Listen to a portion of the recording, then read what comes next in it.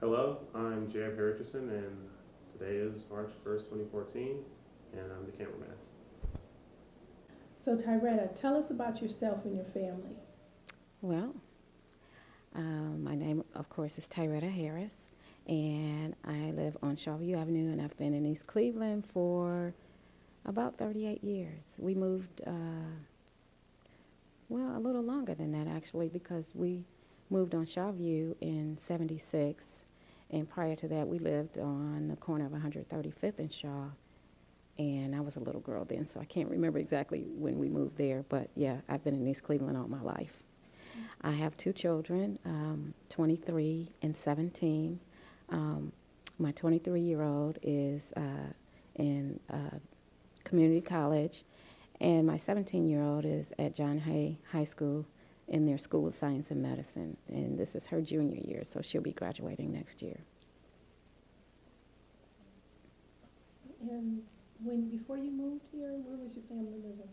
We lived in Cleveland, Okay.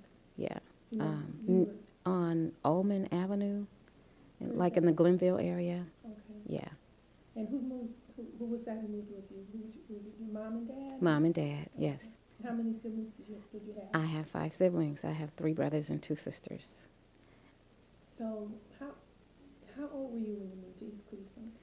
Um, First grade, so 5 or 6, something like that. Do you remember what the city was like then?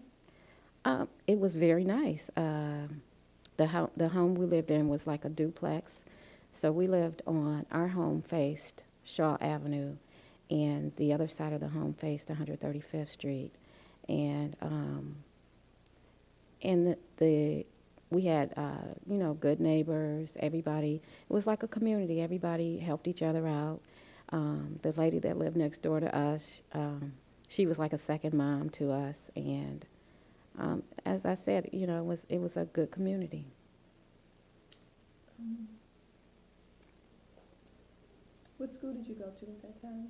I went to Chambers, and and I remember our principal, Mr. Whalen, and a few years back we had a reunion for him, and he came, and we had a good time, just remembering all the fun we had when we were in elementary school.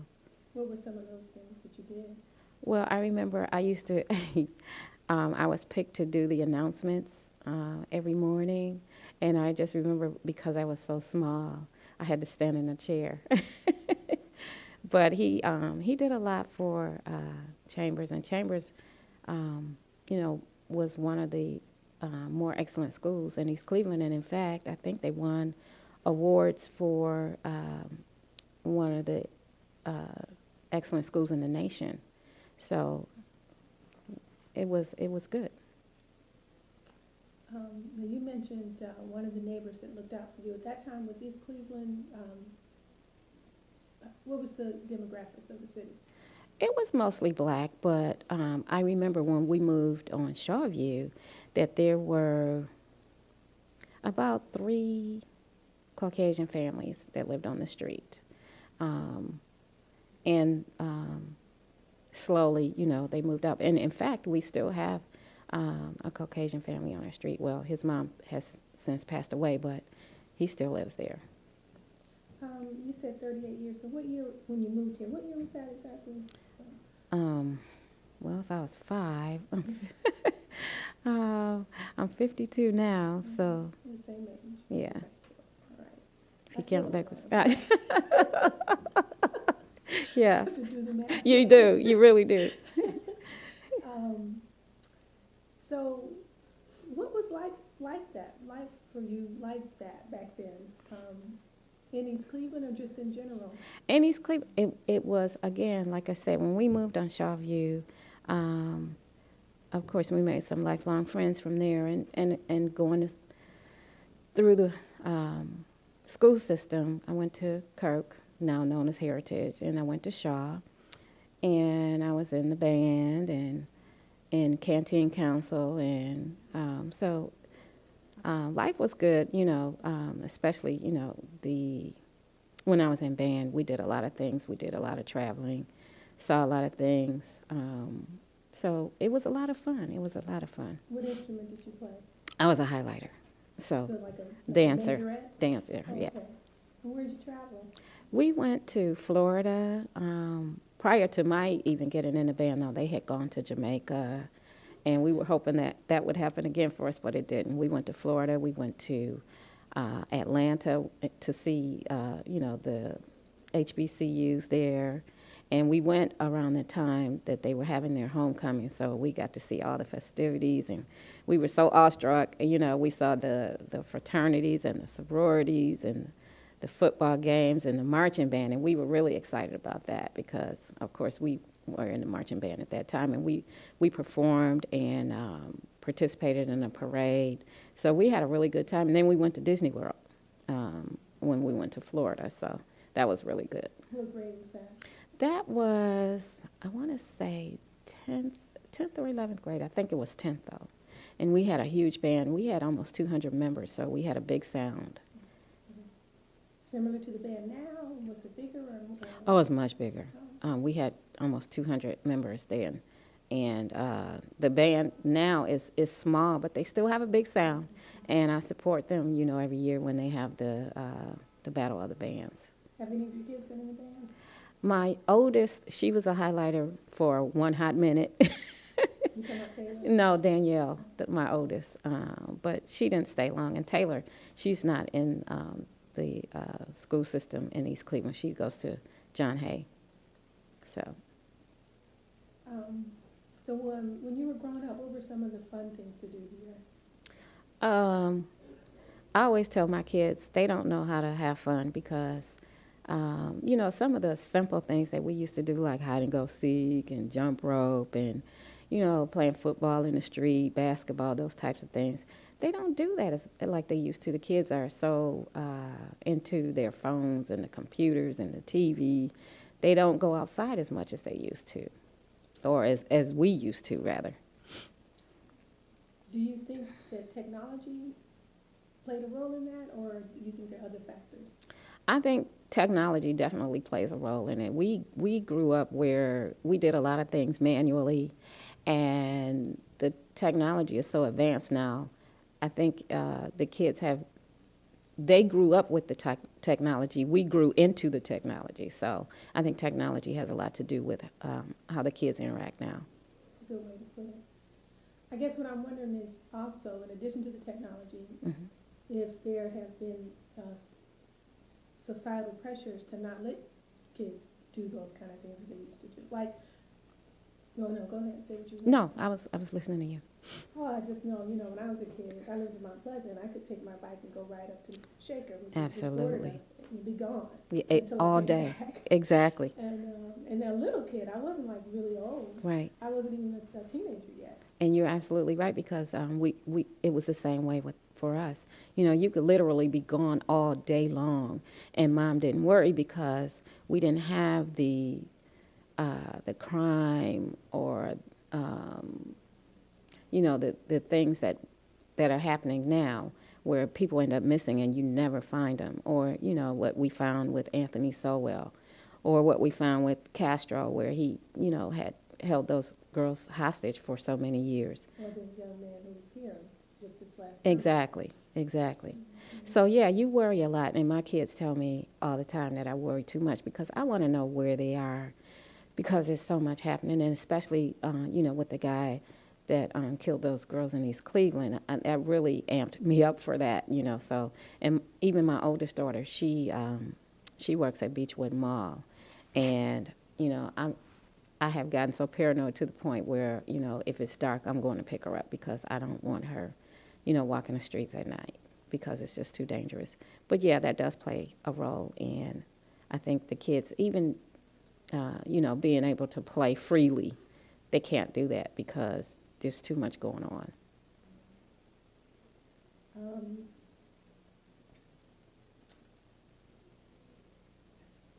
In what ways do you think East Cleveland, or do you think East Cleveland has changed over time? Oh my God. Explain that answer.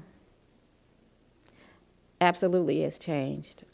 East Cleveland, I remember when we had one of our class reunions, and some of the people came into Cleveland for the reunion, and I remember some some of them saying East Cleveland looks like a war zone.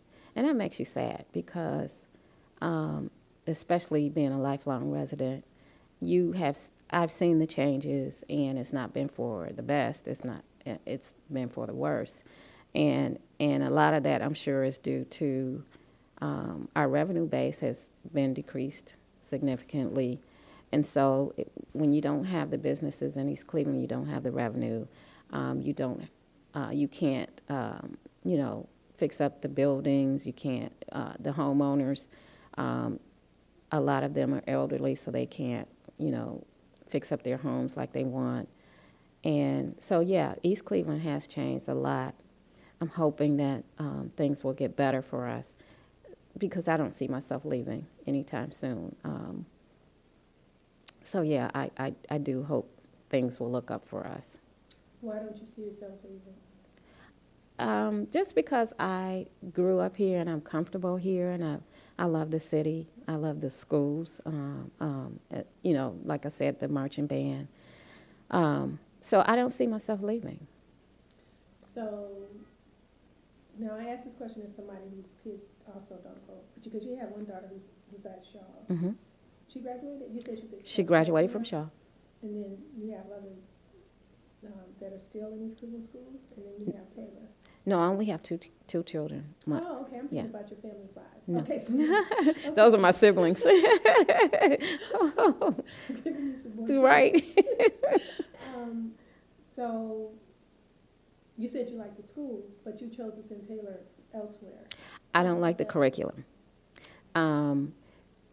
Taylor was in East Cleveland schools until she graduated from Heritage. And when she was at Chambers, she was challenged. The teachers that she had, and she's been in honors classes from day one, and her teachers challenged her. And the curriculum at Chambers was such that, she almost felt like she was struggling sometimes, especially in her 6th grade class. But when she went to Heritage, I just felt like a lot of that fell away, and the curriculum was such that they didn't give a lot of homework, and the teachers weren't concerned about that. I was. And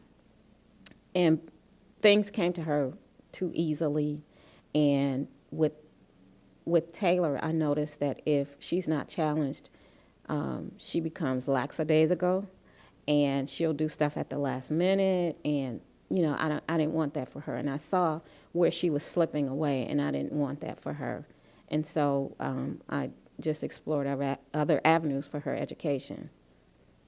On that point, now we have a school, a Cleveland school that's been praised up and down, the STEM school, the Mm-hmm. City of Cleveland. Mm-hmm. What are your thoughts on the idea of our kids staying in East Cleveland, Mm-hmm. but being affiliated as much as possible, whatever could happen with that school? I'm talking about MC STEM Square, Mm-hmm. Park. There was a waiting list, because that was one of the schools that I had considered, but there was a waiting list, and we weren't sure she would be able to get in. But my question is, what do you think about if it were possible for us to actually, for East Cleveland schools to Mm-hmm. actually start collaborating? That's what I'm trying to say. Sure. Why not? I mean, that gives the kids bigger opportunities, other opportunities to do greater things with their life, and especially with their education. And, being from a small town and then leaving, say, for instance, going away to college, and you go to a school such as Ohio State, that's almost a rude awakening for a child that's come from a small town. And then they have to assimilate themselves into this huge campus.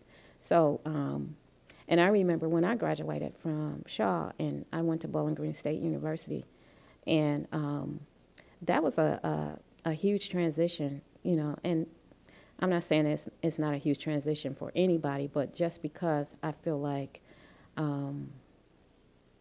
again, coming from a small town, assimilating myself into a college life, and meeting other cultures, or, being involved with other cultures.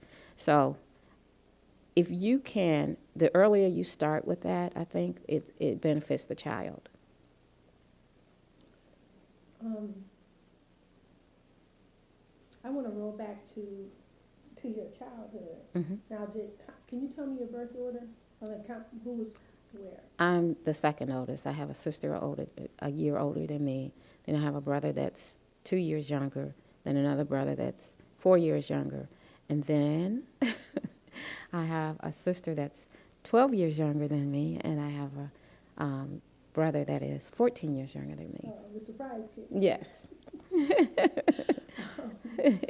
So what was it like in your household growing up? Oh, it was noisy. It was noisy. There was always something going on. And, the girls had one room, the boys had their room. And, and I live in the house that I grew up in. So with 6 kids, it gets pretty crowded. But we made do. And because I have, younger siblings, 12 and 14 years younger than me, I went away to college when I graduated from high school. So that, of course, shrunk the household size. But, just even coming home for the weekends, trying to fit in, where am I sleeping, that type of thing. But, you fit in and you adjust. Are your parents still alive? Yes. They live in the house too? No, they live in Warrensville now. Oh, okay. They bought a house out there? Mm-hmm, mm-hmm. So you mentioned that in terms of the changes that East Cleveland has experienced Mm-hmm. since you grew up, Mm-hmm. that maybe revenue loss had something to do with that. Mm-hmm. Do you think anything else that contributed to that? Sure, the crime increased. There was a lot of drugs and crime in East Cleveland, especially in the 80s and the 90s. And I think, you don't see it as much now, but it was just so prevalent around that time. And You said the 80s and the 90s. mm-hmm. Yep. What do you think made that happen? I just think the drugs were prevalent just about everywhere. And because we were a small town, mostly minority, it infiltrated its way in. And it took a long time to get rid of, to get it out of here. Like I said, it's not as prevalent as it used to be, but it was really rampant, around that time. And what would you say contributed to, you say it's not as bad as it was, what happened to make that whole drug scene die down? Well, I think one of the things that they did, they started bringing in the sheriffs from I think it was Thursday through Sunday. That was under Tyretta when she was, after honor work, Mm-hmm. went to Mm-hmm. jail, and she was a city council person. Right. And then she became the acting mayor. Right. And so I think that helped tremendously to get rid of a lot of that, because you could just drive up the street and see the drug boys on the corners, and you don't see that anymore. So that I think helped.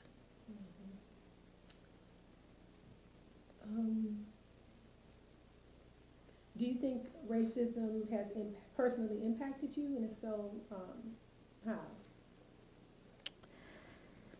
Not so much inside the community as it has impacted me outside of the community. Like I said, when you leave your community and you go away to school and you are come in contact with other cultures. When you say other, do you mean like all others, or are you talking about white people? Mostly white. But when you're in college, I went to school with some Africans. I went to school with some Asians. I went to school with mostly white people. And in fact, there were some girls that lived next door to me. They were Caucasian, and there was, I remember very clearly, there was another girl that lived across the hall from us, and she, her dad was black, her mom was white, and she would not speak to any of the black people that lived in the building, and anybody on campus, actually. She wanted to, she mostly hung out with the white people. And she would turn her nose up. She wouldn't speak. And it was horrible until one day she did something to make one of those girls mad. And they just shunned her. And she tried to commit suicide. Oh, her white friends Mhm. shunned her. Yes, they shunned her. And she tried to commit suicide. But, I mean, when I saw that, I thought, you know, how sad is that? You know, you can't embrace both sides of your family, you know.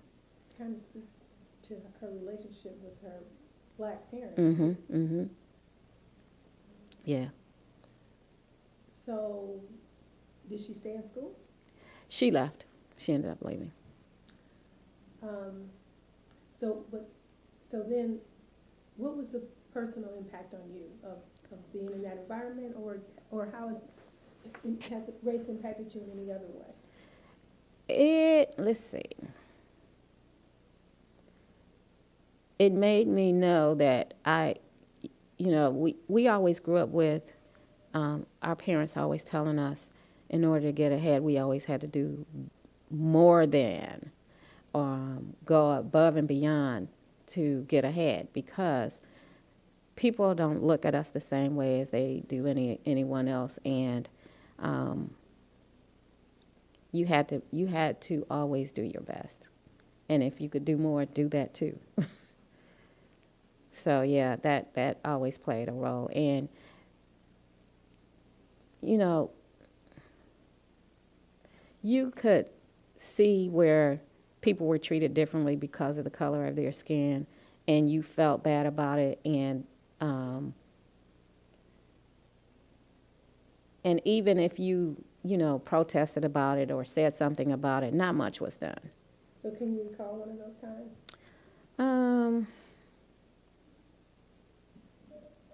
I'm trying to remember. There was something when I was in school, and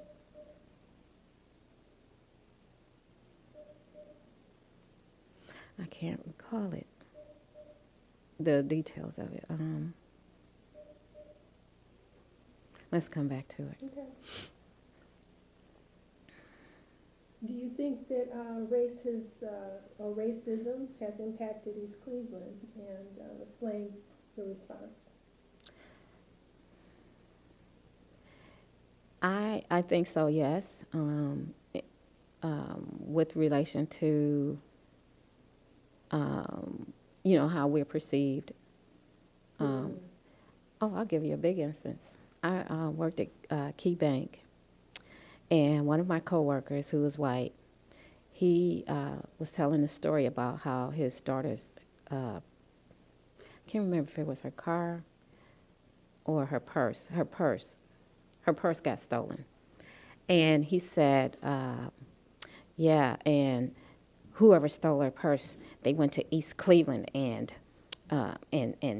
went to some gas station in East Cleveland and used her credit card to fill up their car. And, he was just going on and on and on about East Cleveland.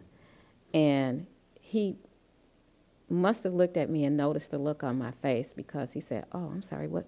He looked at me and said, what's the matter? I said, I live in East Cleveland. And he was so embarrassed. He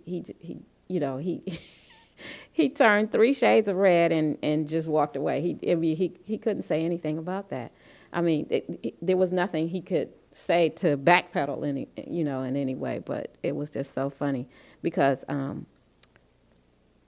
he had so many bad things to say about East Cleveland, but I let him know that I'm from East Cleveland. Now, I've lived here for, this is my ABV. I've lived here 22 years, going on 23 years. Okay. But I still notice that people who are from East Cleveland have a very, I don't know what to say, a very, like, I'm from East Cleveland. Way of looking at things. Yes. So I feel like I'm from East Cleveland, but there's a thing from people who've been here a long time. It goes on, and a lot of pride. It is a lot of pride. And I feel very proud of this city as well. But I specifically want to speak to you as somebody who's been here since the 70s. And, Where do you think that comes from? That even to this day, especially people who still live here, but then even when I talk to people who no longer live here, lots of love, lots of pride Absolutely. for this city. Where does that come from? I think it's a sense of community, and a closeness that people feel, to each other as a citizen of East Cleveland, even as a former citizen of East Cleveland. So I think that's what it is. It was, you felt close to everybody, and everybody felt like family. So, and I remember one of my coworkers, because we have those all-Shaw reunions every year, and I always talk about it. And she said, I don't know what it is with you Shaw people, but you guys always find a way to come together. And I said, yeah, that's just how it is. So I think it's a sense of community. I think it's a sense of family, and that's what keeps us coming back, keeps us together. Do you think that feeling still exists amongst people like myself or people who've come after you all? Do you see that feeling still exists, or do you think it's changed in some way? I'm not real sure, because I know for the people that are older than me, they still feel that same way. I'm not sure about, younger people that are younger than me. I'm not sure about that. Like Taylor, for instance. No, Taylor's out of here. Taylor wants to go away to school. And even my oldest daughter says, and we had this conversation this morning, it's so funny. I asked her, I said, so where do you see yourself in 5 years? She said, I see myself living out of the country. So not even just leaving East Cleveland, but she's, has aspirations to even leave the country. Has she been out of the country? No, she hasn't. But she has those aspirations. And I see Taylor being the same way. Where do you think they get that from? I don't know. I hope they get it from us, their parents. I did. Like I said, we did a lot of traveling when we were in high school, and I talk about it a lot, But so, I mean, it's maybe it's just a sense of adventure.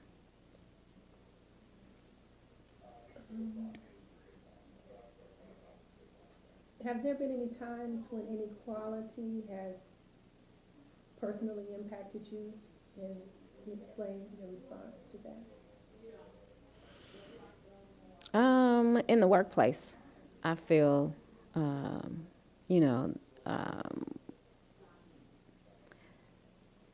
people are favored. And it may not even be because of race. It could be, well, I take that back. It is,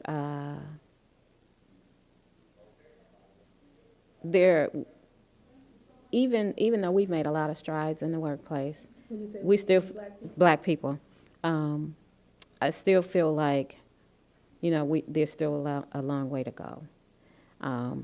You still don't see a lot of us. There are a lot of us in the higher positions in the companies, like the CEOs and the, executive, on the executive level. So you still don't see a lot of that. You do see some, but not as much as I think should be. So when you say not as much as should be, are you looking at, like, compared to how many black people there are in the field and in the country or in the city, there's not the equal amount? Exactly. Promotion. Exactly.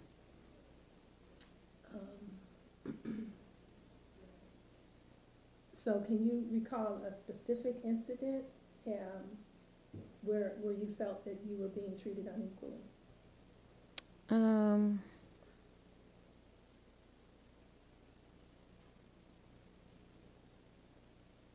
Well, there was a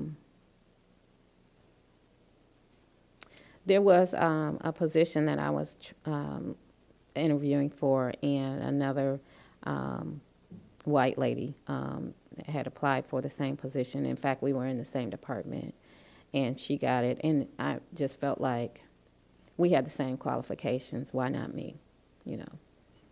did that position open up? I mean, it's because she has it now, but Mhm. any other similar opportunities opened up? Yeah, there have. You've been able to advance? Yes, yes.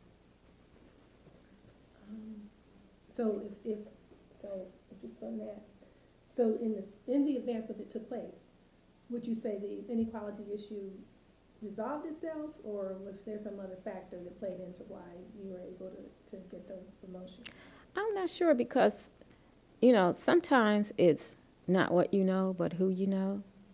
So that always plays a role. And I can tell you that I have gotten positions because of someone I knew that helped me get the position. So there are other factors. It's not just race. It's not just qualifications. It's sometimes who you know that can help you along. So then on that, would you say that it's true that part of the ways to combat racism or inequality or sexism or all of that is to build networks? Absolutely.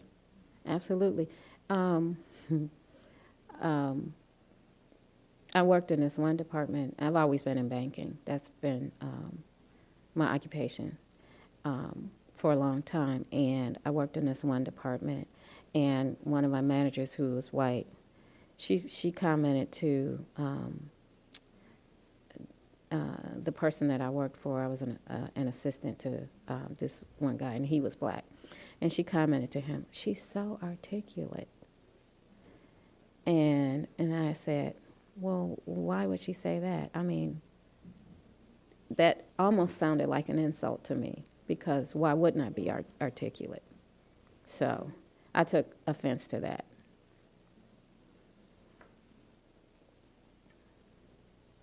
So it's kind of like a backhanded compliment. Yeah. Have you talked to your kids about racism? Oh, sure, yeah. What kind of things do you tell them? That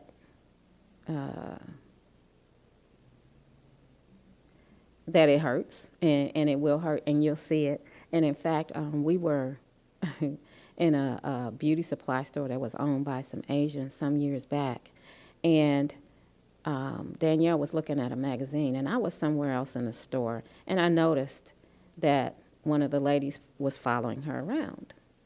And, she would move from one magazine, and maybe she'd go around the corner to the other side, and the lady just kept following her. And finally I said, "Is there a problem?" "Well, no, we've just had issues with, some of the kids stealing." I said, "Is my daughter stealing anything?" "No, she didn't steal any." I said, "Well, so why are you following her?" And she made some comment but I was already upset at that point, so I didn't hear what she said, and we left the store and I told her, I said, "I'll never come back in here again." Was that in East Cleveland? No, it was in Cleveland Heights. Speaking on that, since you brought that up, this isn't just something that happens in East Cleveland, but from where I sit, very few of our businesses are owned by either residents of East Cleveland or black people just in general. So was it always like that here? And speak on that.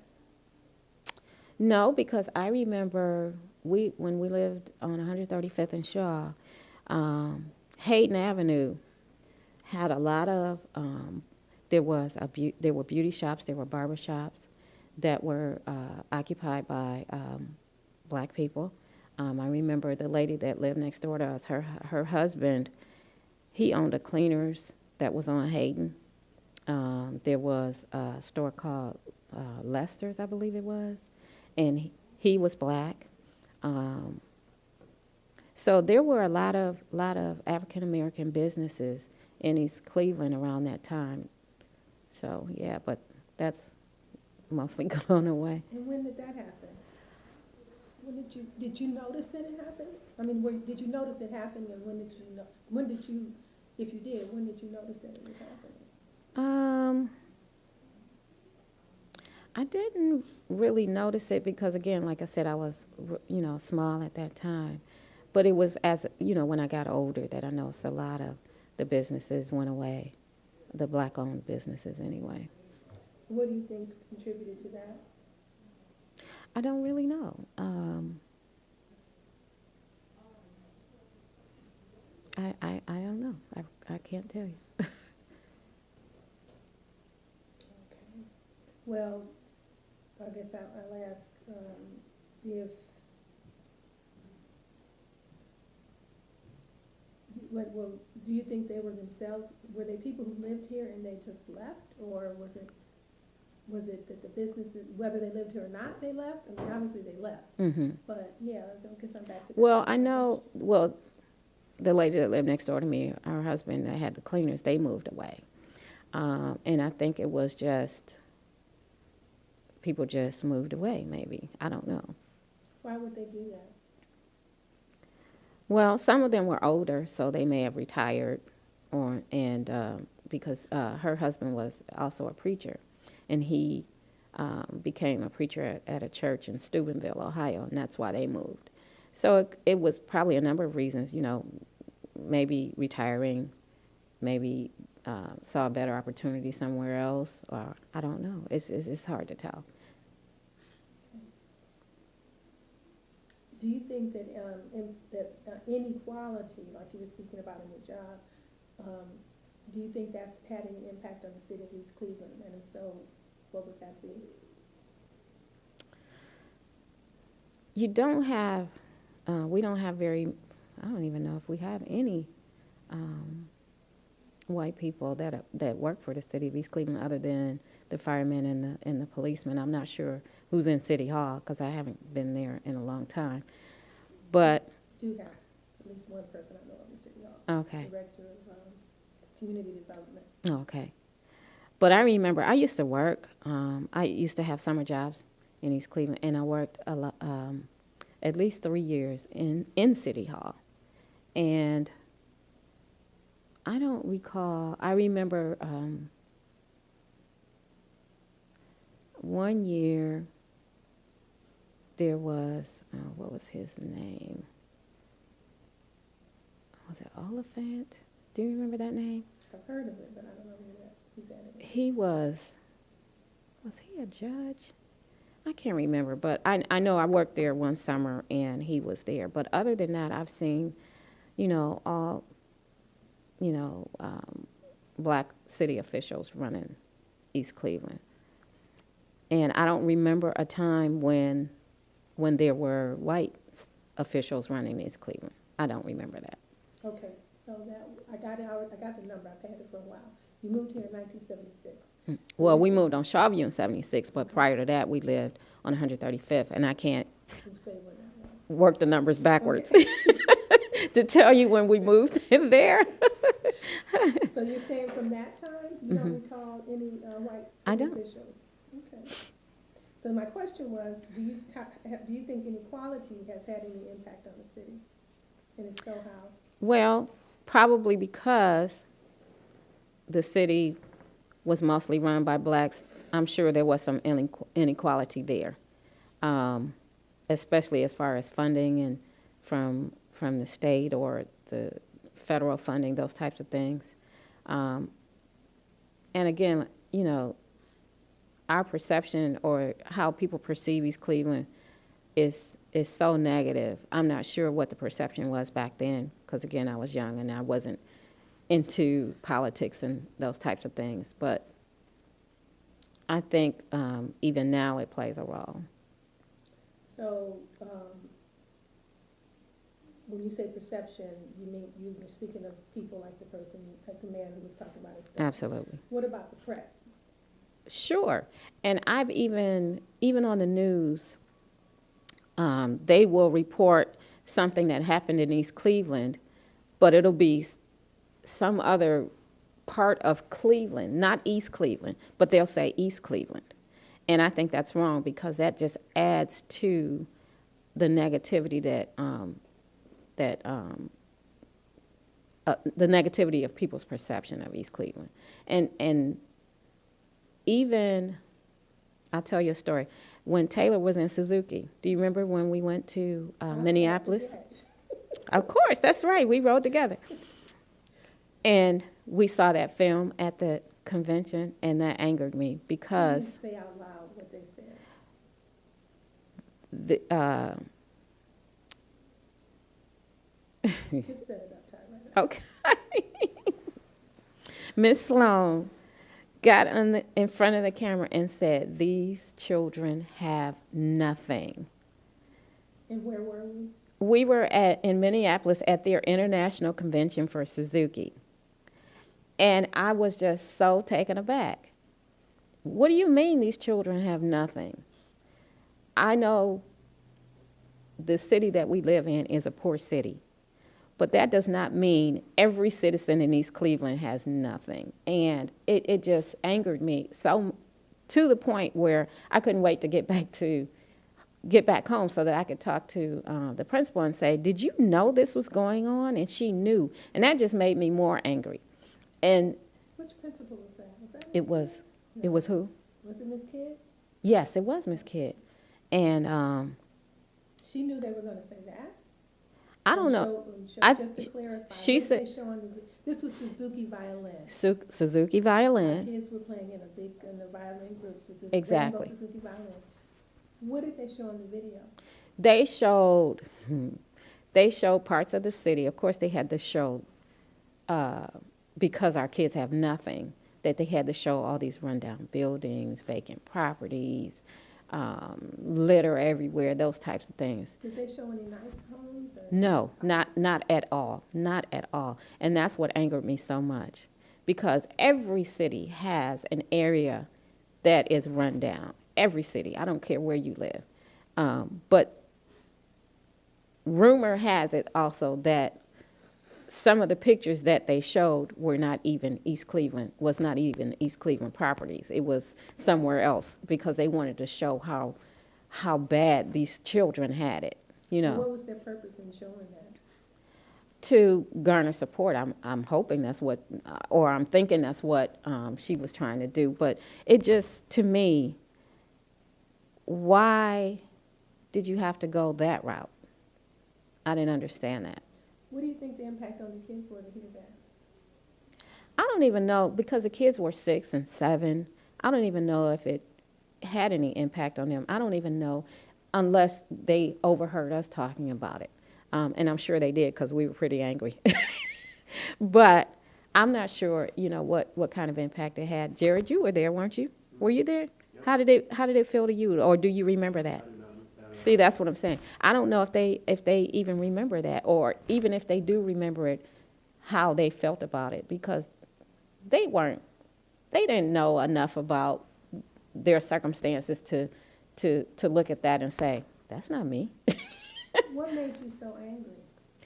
Because I thought it showed a false portrayal of East Cleveland. Now, I know that, you know, our city is not as prosperous as it used to be, but there are still hardworking citizens in East Cleveland. You know, there are not just single-family homes in East Cleveland. There are 2-parent homes in East Cleveland. There are people who earn a living in East Cleveland. You know, that's, if you're going to tell a story, tell the whole story, not just one side.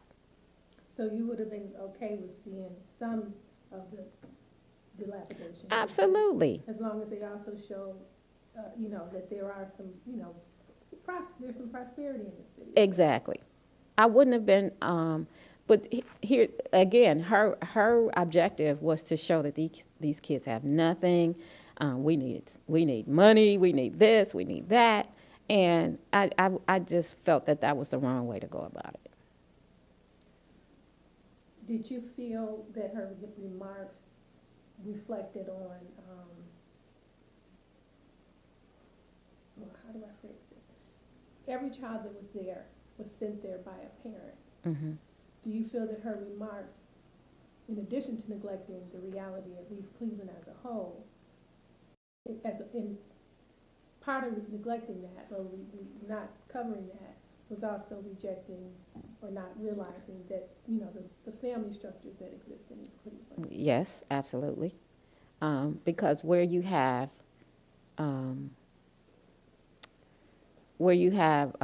you know, single-family homes where there's maybe just a mother as the head of the household, that to people seems to say that there's some poverty, there's disadvantages, no way out, that type of thing. So, So are you saying that you could have that situation, or any multitude of situations that could look dire from the outside, but actually there's a loving home in that situation? absolutely, absolutely. We gotta take a break. I think he's poking. So Tyretta, can you talk about a time when East Clevelanders fought for something? Fought for something. I remember when they brought those red light cameras in. A lot of people were up in arms about it. I wasn't as opposed to it as most people were, because I thought that that would be a way to keep people from running those red lights and speeding through East Cleveland. So I thought that was a good thing, but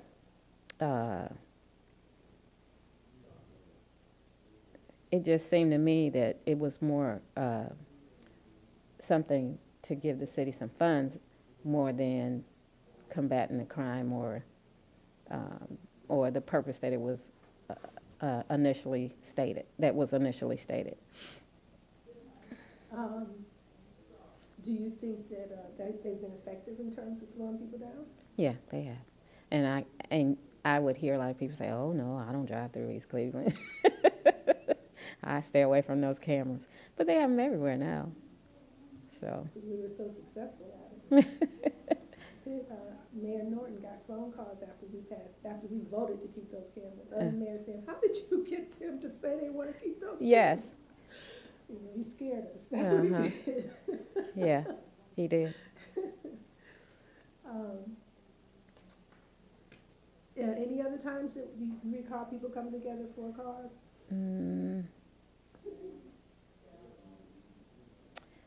No, I don't.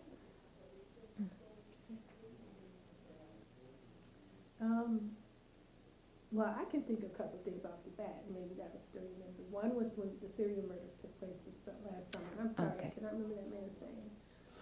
But I yeah. remember Jarod Terry, his youngest victim, and then Huron Hospital. So can you speak of those? Did you see any, or were you involved in anything around those two issues? I went to a couple of meetings when they were talking about closing down Huron Hospital, because I thought that was horrible, the way that they did it and the alternatives that it left for us.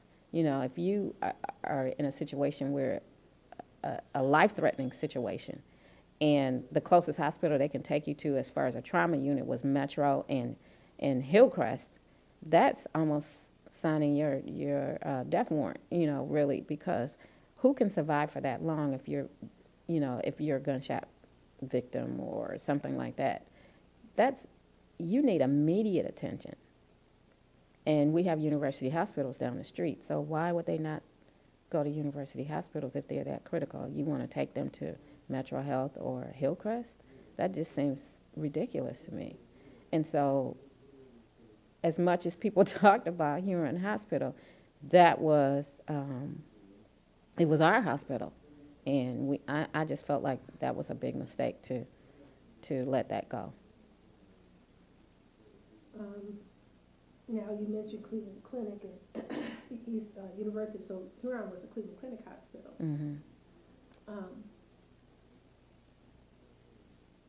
Considering that they removed our one trauma center, because I could see them saying we're not filling up beds in the whole hospital. What do you think about the idea of a trauma center being built on the main campus, which would not be that far away from where we are? You mean Cleveland Clinic? Absolutely. Why not? Why not? We need it. So why not? When we do have a higher rate of gunshot victims than other cities, why do you think they would not ensure that those people can be treated? Probably don't care. I mean, I can't think of any other reason why they couldn't, why they wouldn't. Maybe it's not cost effective for them, and most of these hospitals operate like businesses now. So it could be because of economics, but I think some of it is they don't care. And then again, in terms of people coming together, people did do that around the young women who were murdered last summer. Do you have anything to say about that? It was, it's scary to think that something like that, even in East Cleveland, can happen. You know, you hear a lot of people in other cities, especially affluent cities, where something horrific has happened, and they say, oh, I just didn't think stuff like that happened here. But I feel the same way about East Cleveland, especially where that was concerned. How could something like that happen? You know, and again, you know, after that happened, I was more worried about, you know, my two daughters. You know, where are you going? Who are you going with? What time are you coming back? You know, you're not walking anywhere. I'll take you, that type of thing. So, you know, a lot of people say stuff like that doesn't happen in my city. Well, I don't think stuff like that happens in East Cleveland. I mean, you know, that's something that's that was very horrific and something we had never seen before. So, yeah, stuff like that doesn't happen here either. So specifically serial. Right. And so, okay, I'm gonna move that over right now. Do you think that the cities and the institutions that surround East Cleveland, so both the cities and the institutions, have had an impact on our city? Explain your answer. I think they're starting to. I just think that they want to pick and choose what parts of the city they want to impact. Of course, there's been a lot of rumors about East Cleveland being merged into Cleveland, and there was even some talk about certain parts of East Cleveland merging into Cleveland Heights and certain parts of East Cleveland merging into Cleveland. And so it's kind of hard to imagine that East Cleveland will no longer exist if something like that happens. I was talking about that with one of my coworkers when they first started talking about it again, where East Cleveland would be merged into Cleveland, and he said, "Well, how do you feel about that?" I said, "Well, I don't feel good about that at all because that means East Cleveland goes away, and I'm so I'm so used to being an East Cleveland resident that that would be, to me, a tragedy if East Cleveland went away."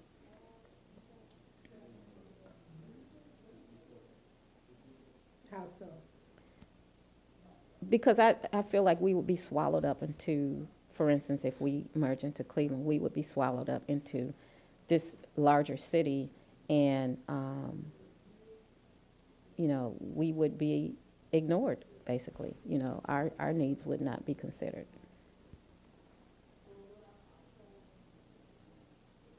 When you look into the future, what do you see? If you could just have the East Cleveland that you created for your vision, what would it look like?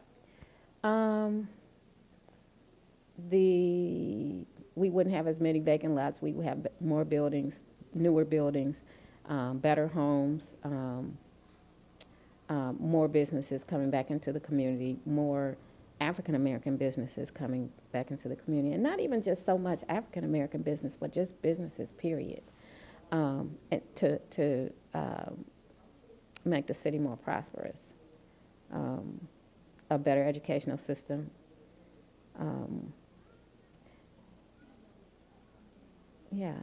That's what I see.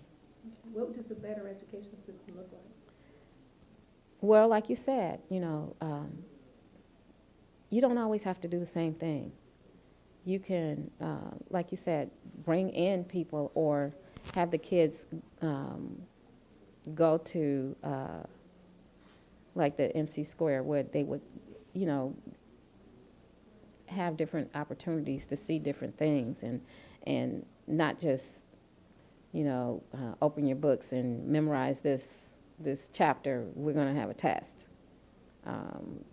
I think education has to be different than that. And I don't think you really learn like that. I think all you're doing is memorizing something. If you're experiencing something, then you retain it better, I think. So what do you say to the student who doesn't realize or maybe they do. They realize they're in a bad situation educationally. Mm. Um, Most kids, I don't think, care at that point, because most kids growing up, oh, I hate school, I'm just waiting for it to be over. I'm waiting to graduate so I can get out of here, that type of thing. I don't know if any of them realize the situation that the schools are in. But what if some of them do? Because I know, I've heard that some of them do. Okay. So what can they do? First of all, talk to their parents and see if there's anything the parents can do to help them, have other opportunities. There's a lot of things out there, like the kids have PSOP where they go to high school and they also go to Cleveland State or Tri-C, and by the time they graduate could even have an associate's degree. So those are things that are open to or available to the kids now. We didn't have that when we were in school. And So you're talking about the educational opportunities that you didn't know about, that we didn't know about. well, we didn't have those opportunities. I'm not even sure, in other schools they had those opportunities, but they have them now. And so I think it's a sharing of information, getting that information out there, because if our kids know more, they can do better.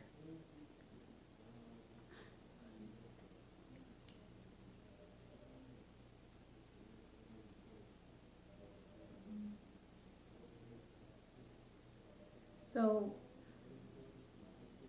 talk to me about the major issues that would need to be addressed in order to create the East Cleveland that you envision.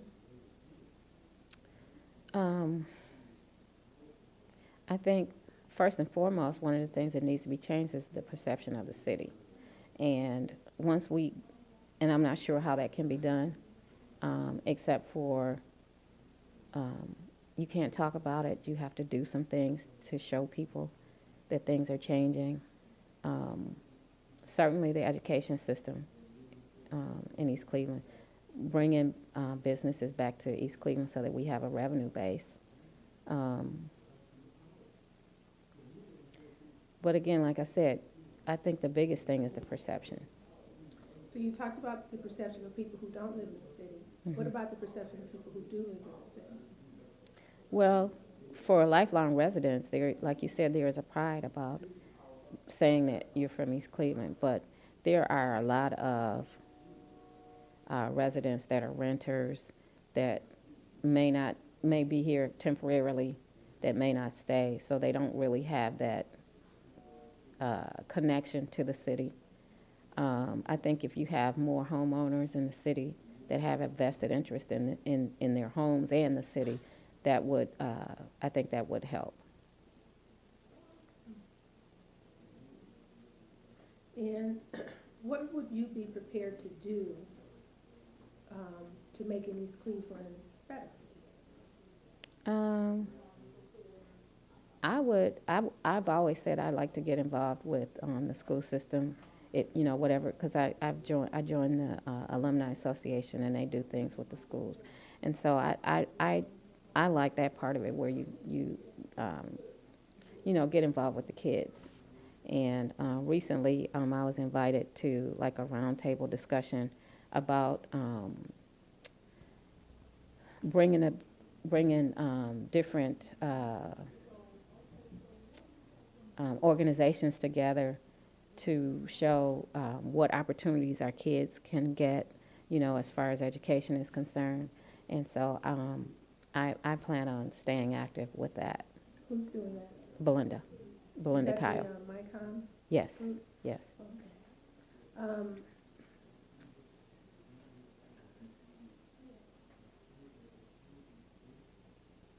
What kind of things are the alumni doing? They were doing some tutoring. They did some scholarships. They do scholarships every year.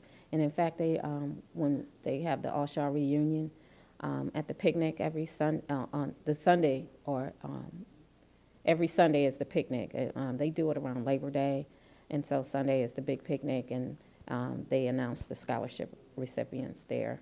So they're doing some good things. How much do they get, the scholarship recipients?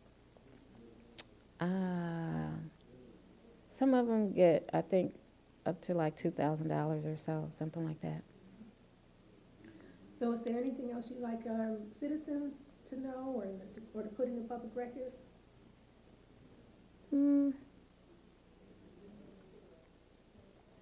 I can't think of anything. Okay. You have a question, Jarod? Sorry, none come to mind right now.